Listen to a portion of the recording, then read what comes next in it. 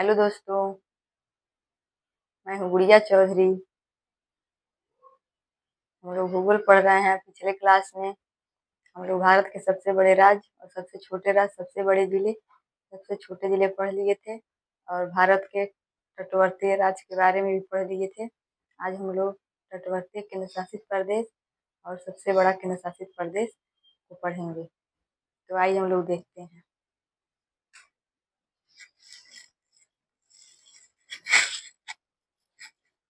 भारत का सबसे बड़ा केंद्र शासित प्रदेश। भारत का सबसे बड़ा केंद्र शासित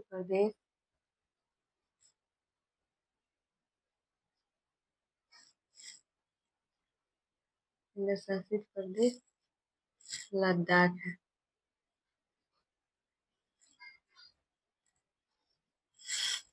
भारत का सबसे बड़ा केंद्र शासित प्रदेश लद्दाख है और इसकी राजधानी लेह है।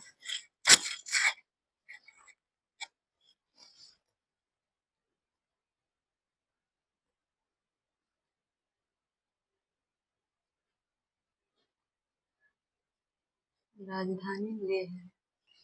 भारत का सबसे बड़ा केंद्र शासित प्रदेश लद्दाख है। लद्दाख की राजधानी लेह है। और भारत का सबसे बड़ा तटवर्ती प्रदेश केंद्र शासित प्रदेश, तो भारत के तटवर्ती प्रदेश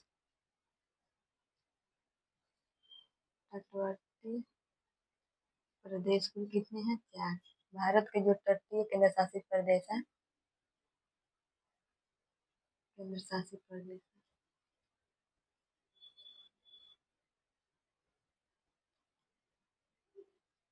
केंद्र शासित प्रदेश कुल 4 है। पहले अंडमान निकोबार है। अंडमान निकोबार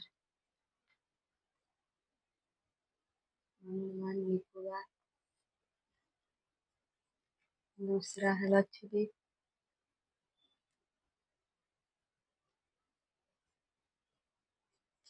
तीसरा है पुदुचेरी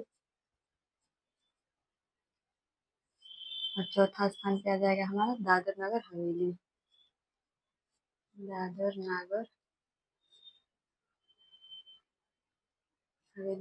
ये चारों केंद्र शासित प्रदेश हमारा तटीय केंद्र शासित प्रदेश है अंडमान निकोबार।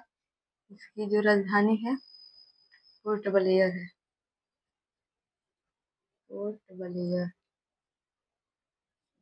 अंडमान निकोबार की राजधानी क्या है? पोर्ट ब्लेयर है। अंडमान निकोबार इसकी राजधानी पोर्ट ब्लेयर है। लक्षद्वीप की राजधानी कावारत्ती है।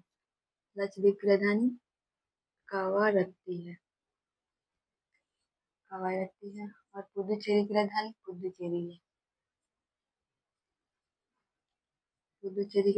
पुदुचेरी है।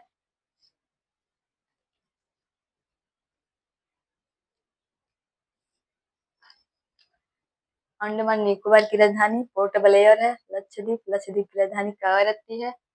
पुदुचेरी की राजधानी पुदुचेरी है। दादर नगर हवेली की राजधानी दमन है। देखते हैं यह जो अंडमान निकोबार है यह हमारा बंगाल की खाड़ी में पड़ता है। कहाँ पड़ता है? बंगाल की खाड़ी में पड़ता है। लक्षद्वीप जो है अरब सागर में पड़ता है। लक्षद्वीप कहाँ पड़ता है? अरब सागर में।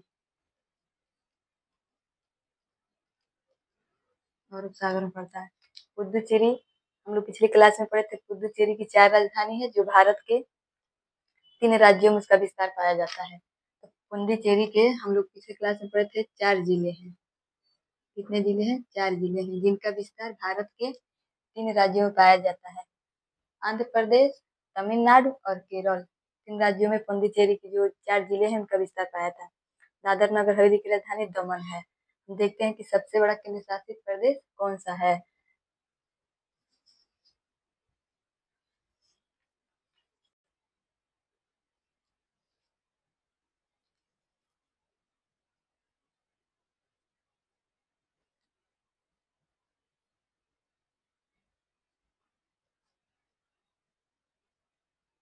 तटवर्ती सबसे बड़े केंद्र शासित प्रदेश। सबसे बड़े केंद्र शासित प्रदेश।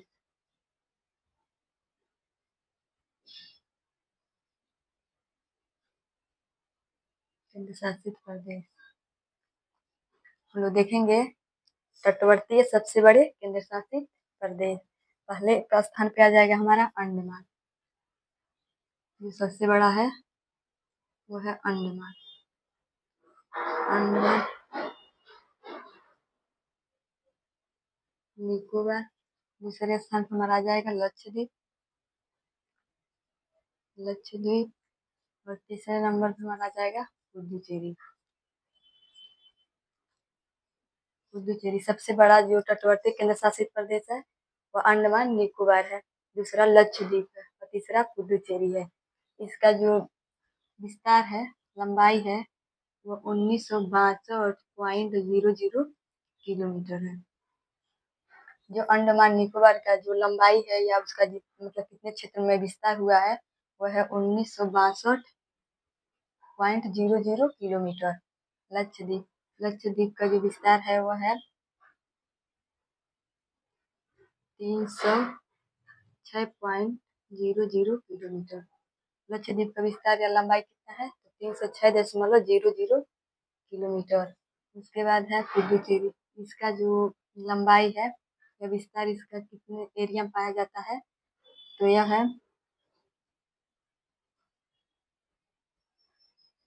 132.00 किलोमीटर। देख लेते हैं अंडमान निकोबार की जो लंबाई है वो 1962.00 किलोमीटर है। लक्षद्वीप 306.00 किलोमीटर है। पुडुचेरी का 132.00 किलोमीटर है। हम देखते हैं कि भारत के 5 ऐसे राज्य हैं जो ना किसी देश से सीमा लगाते हैं और ना ही किसी केंद्र मतलब समुद्र से सीमा लगाते हैं। हम देखते हैं वो 5 कौन कौन से राज्य हैं।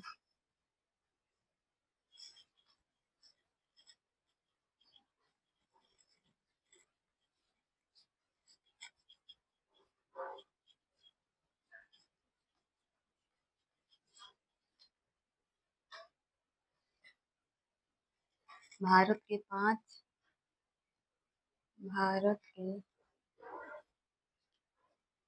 ऐसे राज्य जो ना समुद्र से सीमा लगाते हैं,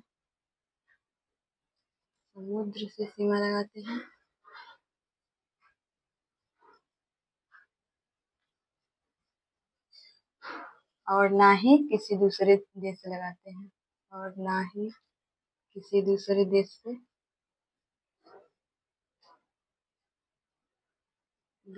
से सीमा लगाते हैं।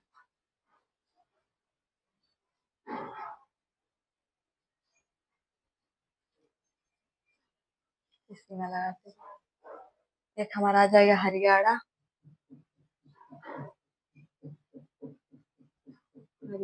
दूसरे स्थान पे हमारा आ जाएगा हरियाणा है। उसके बाद हमारा आ जाएगा मध्य प्रदेश।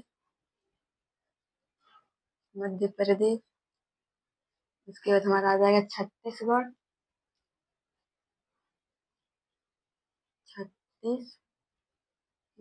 उसके बाद हमारा आ जाएगा झारखंड। उसके बाद हमारा आ जाएगा तेलंगाना।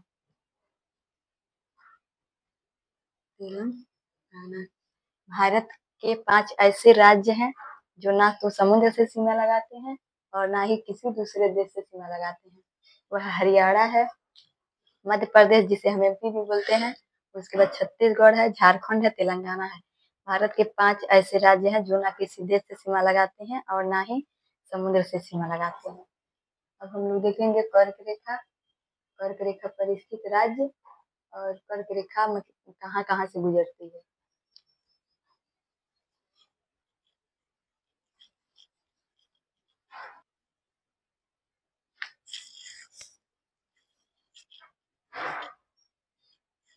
वह कर्क रेखा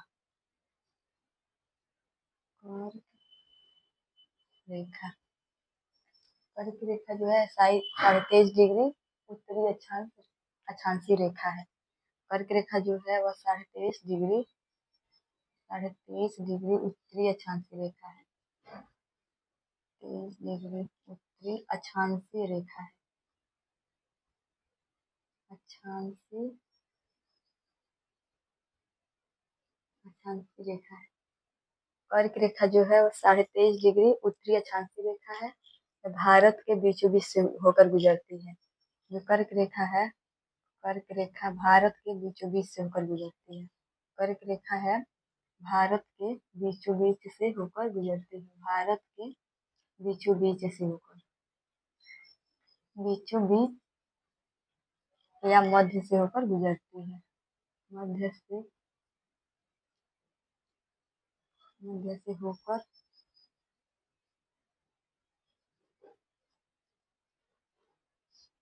गुजरती है।